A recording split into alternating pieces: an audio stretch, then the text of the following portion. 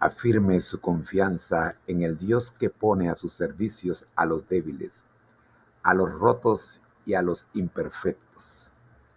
El Dios que puede sanar y cicatrizar las heridas del pasado y mostrarnos el gran valor que tenemos para hoy.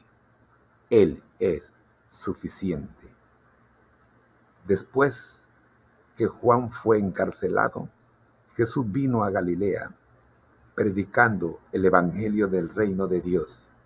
Decía: el tiempo se ha cumplido, el reino de Dios está cerca. Arrepiéntanse y crean al evangelio. Marcos capítulo 1, versículos 14 y 15.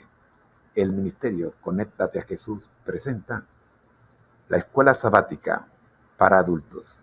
Escuchemos la lección de hoy. Lección 10, para el 7 de septiembre de 2024. Los últimos días. Lunes, 2 de septiembre. Lección 10, para el 7 de septiembre de 2024. Los últimos días. 2 pequeñas monedas como ofrenda. Ni una piedra sobre otra. Lee Marcos 13, 1 al 13. ¿Qué dijeron los discípulos en respuesta a la declaración de Jesús acerca del templo y cuál es la relevancia de su contestación?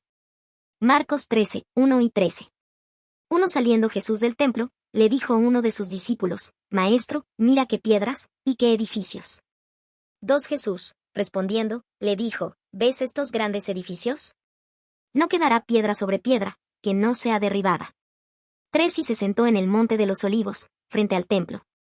Y Pedro, Jacobo, Juan y Andrés le preguntaron aparte: 4 Dinos, ¿cuándo serán estas cosas?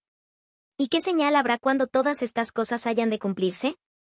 5 Jesús, respondiéndoles, comenzó a decir: Mirad que nadie os engañe. 6 Porque vendrán muchos en mi nombre, diciendo: Yo soy el Cristo, y engañarán a muchos. 7 Mas cuando oigáis de guerras y de rumores de guerras, no os turbéis, porque es necesario que suceda así, pero aún no es el fin. 8 Porque se levantará nación contra nación, y reino contra reino, y habrá terremotos en muchos lugares, y habrá hambres y alborotos. Principios de dolores son estos. 9 Pero mirad por vosotros mismos, porque os entregarán a los concilios, y en las sinagogas os azotarán, y delante de gobernadores y de reyes os llevarán por causa de mí, para testimonio a ellos. 10 Y es necesario que el evangelio sea predicado antes a todas las naciones. 11 Pero cuando os trajeren para entregaros, no os preocupéis por lo que habéis de decir, ni lo penséis, sino lo que os fuere dado en aquella hora, eso hablad, porque no sois vosotros los que habláis, sino el Espíritu Santo. 12 Y el hermano entregará a la muerte al hermano, y el padre al hijo, y se levantarán los hijos contra los padres, y los matarán. 13 Y seréis aborrecidos de todos por causa de mi nombre, mas el que persevere hasta el fin, éste será salvo. Como hemos notado, el complejo del templo era una estructura asombrosamente bella. El historiador judío Flavio Josefo destaca que el pórtico real, del lado sur del complejo, tenía 162 pilares de un diámetro tal que hacían falta 3 hombres con los brazos extendidos y tomándose de las manos para abarcar uno de ellos. Antigüedades, 5 de noviembre de 15. Jesús dice que todo será destruido. Una profecía tal, concerniente a esta asombrosa estructura, habrá sin duda sonado al oyente como el fin del mundo. Al ser atraída la atención de Cristo a la magnificencia del templo, ¿cuáles debieron de haber sido los pensamientos que guardó para sí el rechazado? El espectáculo que se le ofrecía era bello en verdad, pero dijo con tristeza: lo veo todo. Los edificios son de veras admirables. Ustedes me muestran esas murallas como aparentemente indestructibles, pero escuchen mis palabras: llegará el día en que no será dejada aquí piedra sobre piedra que no sea destruida. DTG 581. Los discípulos quieren saber entonces cuándo se cumplirá la predicción que Jesús ha hecho. Por lo tanto, en Marcos 13:4, un pequeño grupo integrado por Pedro, Santiago, Juan y Andrés le pregunta acerca del momento exacto. Quieren saber cuándo sucederán todas estas cosas y cuál será la señal que indique que están a punto de ocurrir. Lo que resulta llamativo en Marcos 13:5 al 13 es que Jesús dedica la mayor parte del tiempo, no a describir la caída de Jerusalén, sino a advertir a sus discípulos acerca de lo que pueden esperar mientras cumplen su ministerio de establecer la iglesia cristiana temprana. No habría de ser sencillo. En verdad, serán perseguidos, encarcelados y, algunos de ellos, ejecutados. Pero, a lo largo de todo ello, Jesús indica que aún no sería el tiempo. No deben dejarse engañar por los eventos tumultuosos. Además, El Espíritu Santo les dará las palabras para hablar en el momento oportuno, aun cuando la familia y los amigos los abandonen.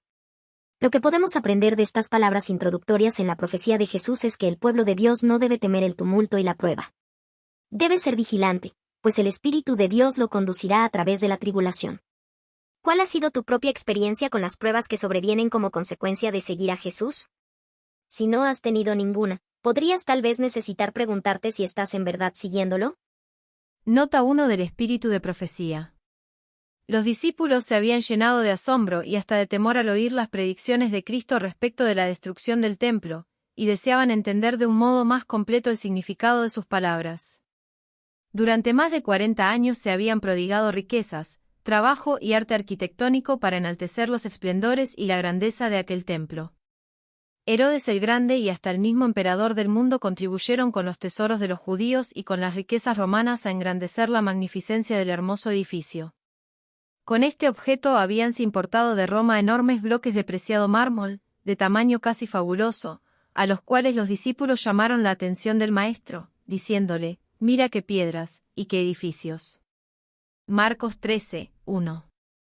Pero Jesús contestó con estas solemnes y sorprendentes palabras: «De cierto os digo, que no será dejada aquí piedra sobre piedra, que no sea destruida». Mateo 24, 2, el conflicto de los siglos, p. 24.